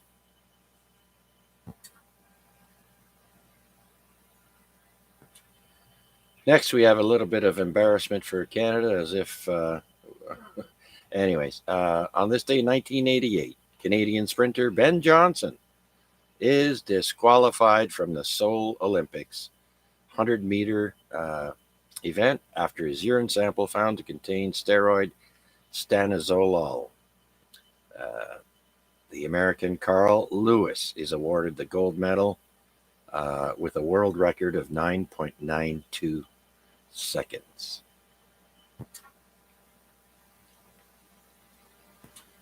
All right. September 27, 1989, Sony purchases Columbia Pictures for $3.4 billion cash, it says here. Woo, must have been a big suitcase. That was billion with a B, 3.4 billion cash. Wow. All right, next we've got 1990. American punk rocker D.D. Ramone is arrested for marijuana possession in Washington Square Park, New York City. D.D. Ramone is one of the Ramones. Okay, 1996 now in the state. Baltimore Oriole Roberto Alomar spits in the face of umpire John Hirschbeck. I'm guessing he got kicked out. Okay, now let's jump to the year 2012.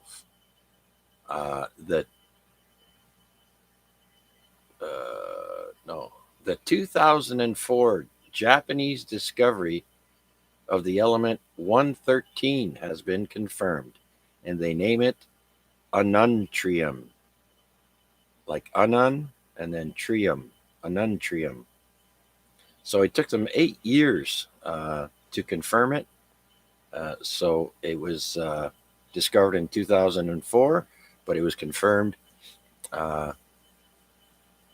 in 2012, and it's called Element 113. If you're a UFO type person there, believer, there's also this new element now called 115, extremely rare, hard to make, and that's what they think powers the UFO ships, by the way. All right, we're almost at the end here. In 2015, a supermoon coincides with a lunar eclipse, creating a blood moon over much of the Earth. That was back in 2015, folks.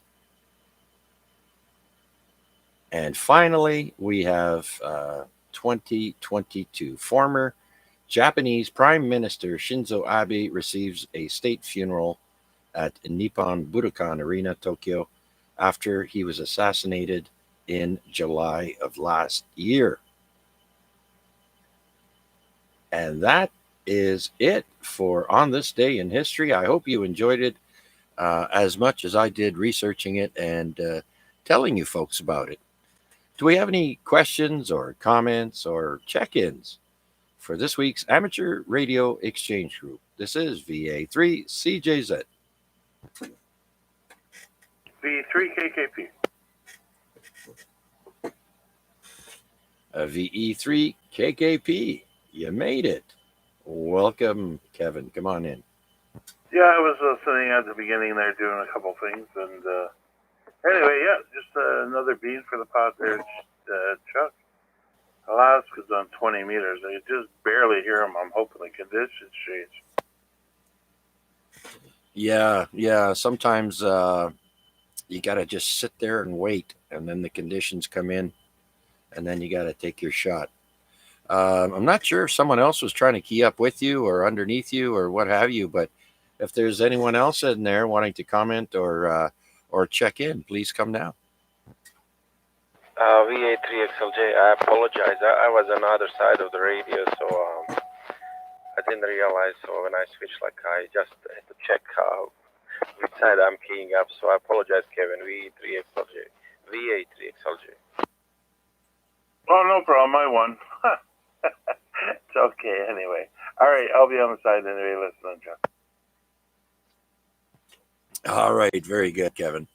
So let's bring in Vanya. Haven't heard you in a while on this net, and welcome. Come on in. Thank you, Chuck, and everybody else. Hello, Chuck, and first thank you, then hello, Chuck, and everybody else. Second, I just woke up I'm gonna head get my sugar fix from Tim Hortons and head to work. So that's the plan actually, but. I'm doing fine. I wasn't feeling that well last little while. I'm not feeling well still, but hopefully it's gonna get better. We'll see.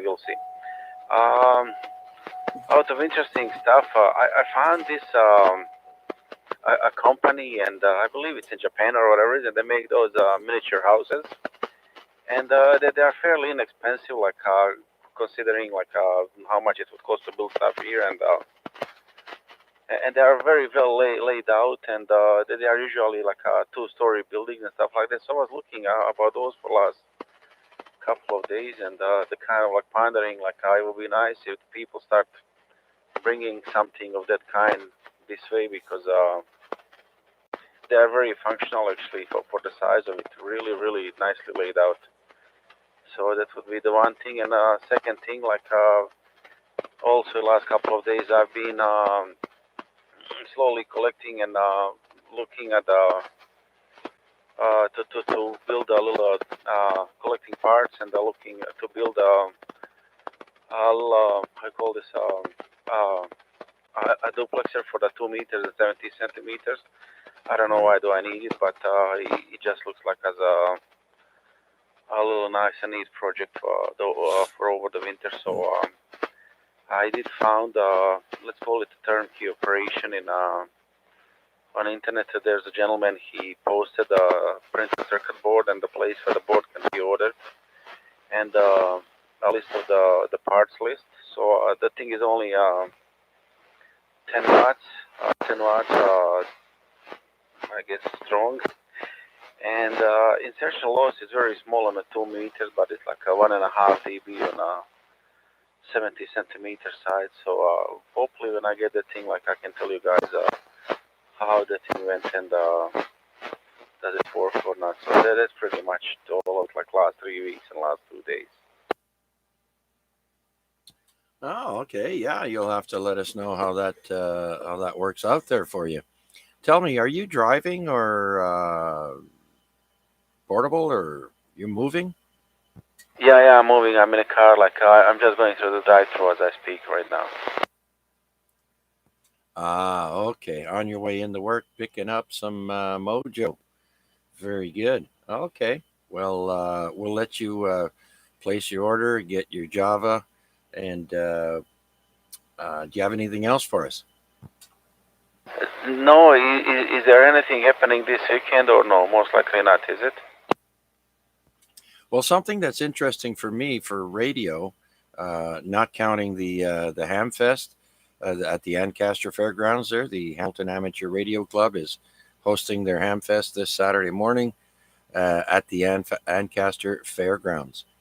But there's a contest that I'm interested in, and that's AM, Amplitude Modulation Contest this weekend. And where did I put that? What's it called? Yeah, it's called the AWA Amplitude Modulation QSO Party, and that's from 2200 Zulu, September 30th to 2200 Zulu, October 1st.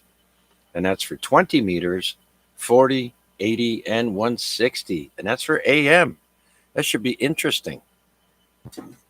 Yeah, you know what? I mean, I'm gonna be home most likely the whole weekend, anyways. With exception, I think my wife, she have to go for the birthday party for the lady who was her bridesmaid at the wedding. So I'm gonna try to tune in and then try to see can I score a contact or two because I never talked at AM. But what's modulation on? Yeah, AM is on a CB though. So probably one time when I had a CB radio when I lived on a Bay Street, I did a talk to someone across the city on a radio, like on AM modulation on channel 19, and that's first and last time actually that I ever used AM. Yeah, tell you the truth, I don't think I've ever used AM to transmit on, except for maybe testing, but that was quite a while ago, and so I don't. It's not something I do very often.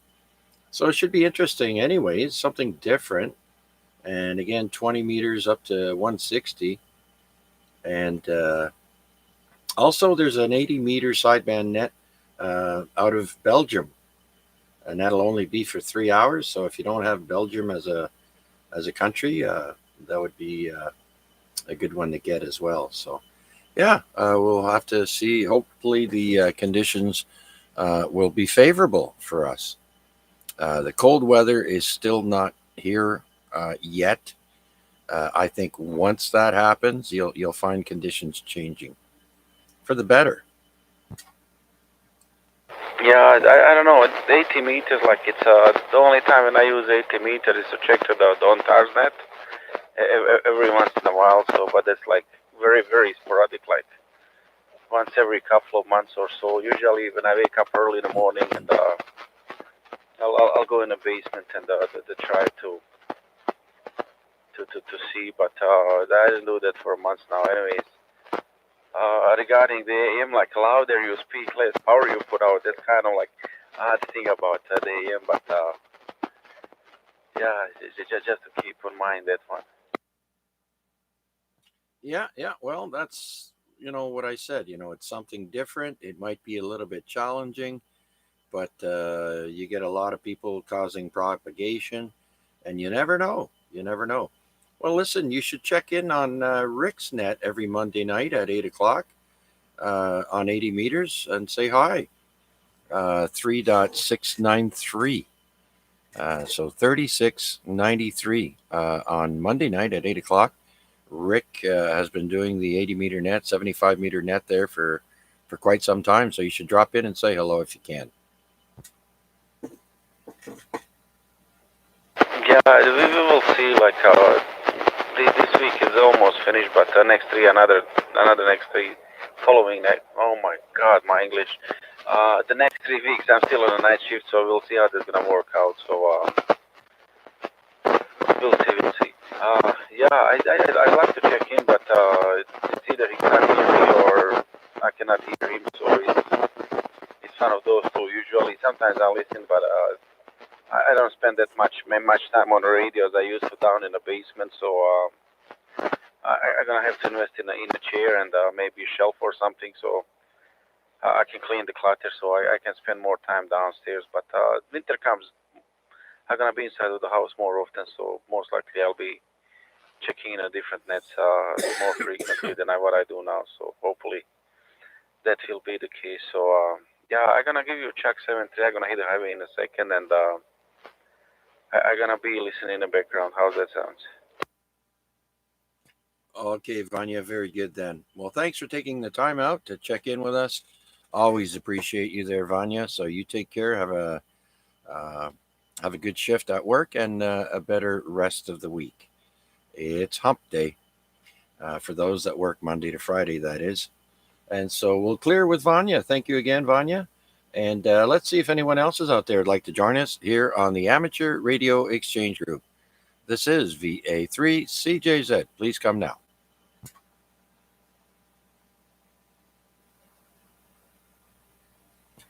Okay, nothing heard. Well, let's do a 7-3 round then. And we'll go and see if Richard is still awake behind the wheel. That sounds funny. VA3 VJC. Richard.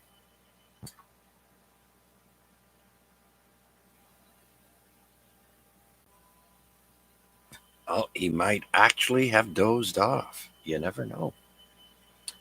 Nice cool air. He likes it in the car too. Okay, very good then. So let's go to Rick, VE3 BK.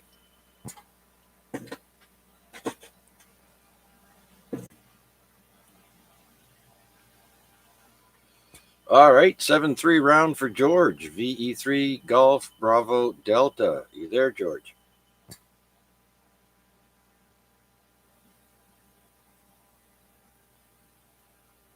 Okay, going to be a quick one. Next, we've got VE3 FNI, Sean on YouTube. Thanks again, Sean, for checking in. Do appreciate it. Same thing with Wayne, VA3 FMB, Fox Mike Bravo. Thank you for checking in, as well as, Wade is next. So if he's by the radio, let's try him. VA3, November Charlie Alpha. 7-3 round, Wade. Yeah, still here, Chuck. Still listening by the radio, and yeah, another great day rig in the books. Yeah, just a really quick other thing I have. It's this day in this day, I suppose. It's not history really, but this came across my news feed, and I thought people might think it was interesting, stroke funny.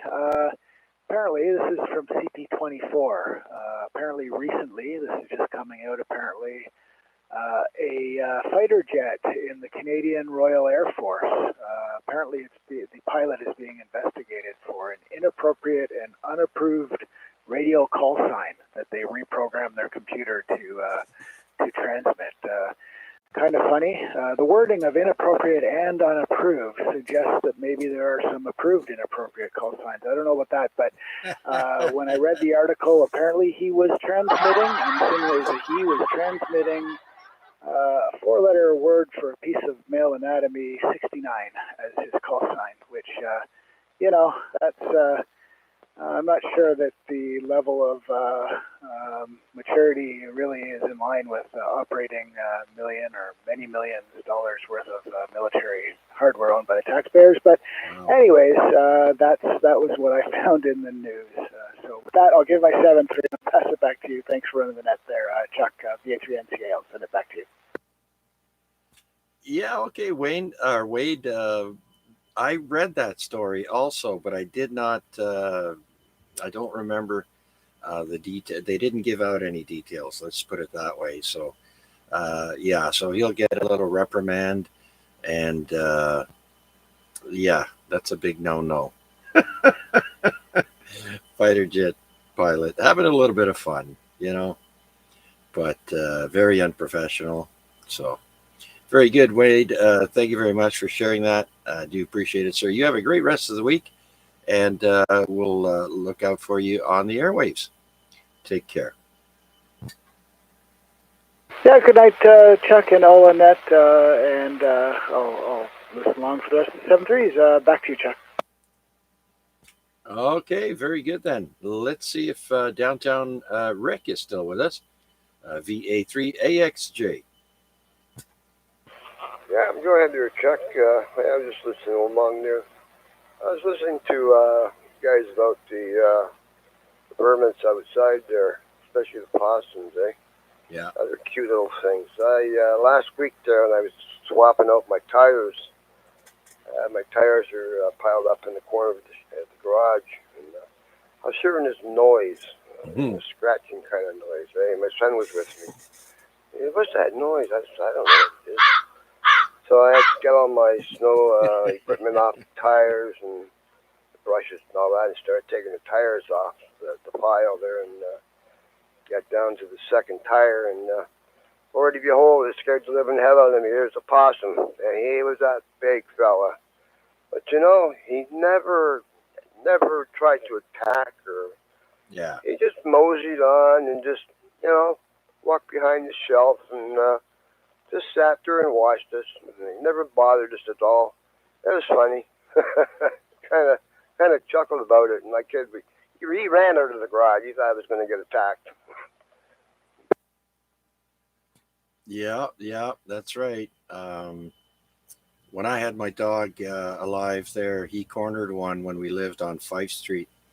And it was in November. And let me tell you, this was a big opossum also. He had fattened up there for the winter, and poor fella was just probably trying to get, walk through my yard, and my dog happened to be let out and for his nightly business, and started barking like a maniac. And I actually got my cell phone out and took a picture of the possum, showing me his teeth. Ooh, you don't want to have your hands or anything bitten by any of those. But yeah, they're harmless, really. And like I said, they're impervious to rabies, so you don't have to worry about getting rabies from them. And they eat ticks as well as other insects there. So, yeah, if you find them, just leave them be. They'll be on their way. No problems. Anyhow, Rick, thank you very much for that. Anything else before we wrap things up? Yeah, the other day there, I was heading out to go to Dunsville. And past park there at George's, listed by the dealership there, Chrysler dealership, and I seen 2 tents, and this was about a week and a half ago, I guess. And yesterday, actually it was today, I drove by there. Actually, I was thinking about going to see George, but I got stuff on my mind, and I had to do some stuff to get that taken care of. And my God, it looks like a little tent city now. It's crazy. I don't know what they're going to do in the wintertime, because they're going to freeze to death. And beside me, on Hunter there, I got a little parkette. I got 5 tents in there. and they're, the whole family, kids and all. They're all settled in for the winter, I guess. I don't know how they're going to keep warm, unless they got some kind of heaters or whatever. But they're not bothering nobody. They're decent people and they're pretty quiet. I don't really have a problem with it as long as they don't start, coming around and bugging people and stealing stuff. That's when it gets out of control. Then you got to do something about it. But other than that, they're pretty decent people actually. Yeah, I'm sure a lot of them didn't plan on being homeless. A lot of people do choose to be homeless, though, and it's the drug users you got to worry about, and the filth that they bring. Rick, who cleans up their garbage? Where do they go to the bathroom? What do they do with their when they go to the bath? I mean, it's sad, but there's consequences to that. People don't want to go through the park with their children anymore, and I can see their concern.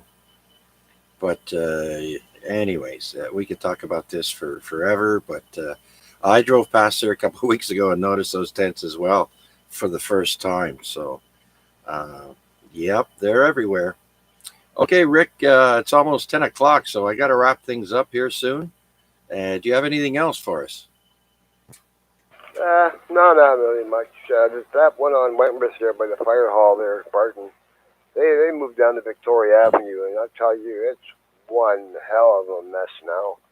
Anyhow, on that note, 7-3's Chuck, VA3 AXJ, we'll be going 10-7 here, and I'm going to be going up to reserve in the morning, so I'll have the radio on. They will make a call out for you. We'll see what happens. VA3 AXJ, we're clear. Okay, Rick, I'll be sure to turn the radio on. I have been getting up early, except for today. Got up a little later, but we'll have the radio on and see if we can hear you. All right, sir. Thanks for joining us tonight. As always, much appreciated. Have a great rest of the week there, Rick. And so let's see if Steve out in Waterford is still with us for 7-3 round. VE3 Zulu Victor. Steve.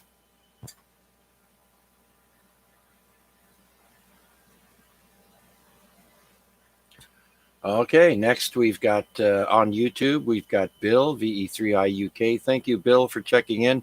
Much appreciated, sir. And next we've got Larry, VE3LBI.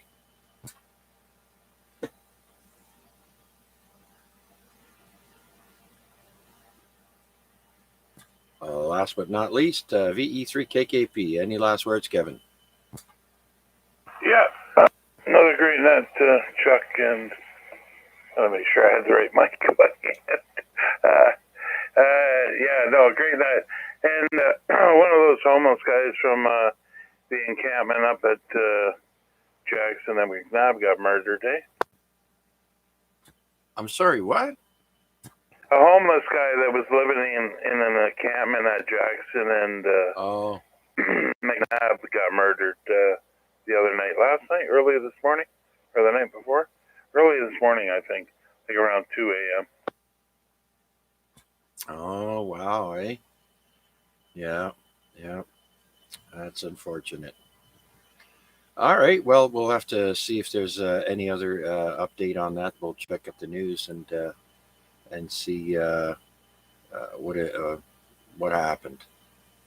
Okay, Kevin. Well, thank you very much, sir, for sharing that and everything else, and joining us tonight on the AREG. Much appreciated. Yeah, not a problem, Chuck. Yeah, we'll have to see what happened there. Can you imagine if a vigilante went around killing them all? What would the city do?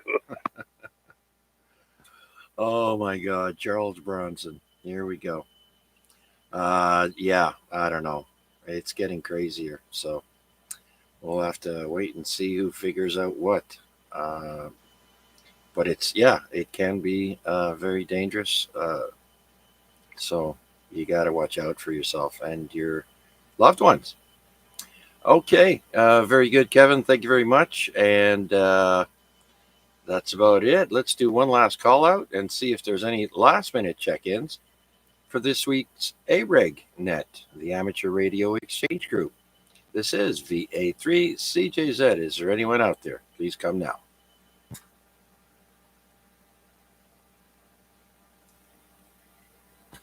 All right. Well, including the YouTube check ins, we've got a total of 14 tonight, 14 check ins. And so I had a great time doing the net as I do every week with each and every one of you saying hello and see how your week's been. And I look forward to hearing from you again next week. So this is Victor Alpha 3, Charlie Juliet Zulu saying 7-3, and we'll catch you down the log. Take care.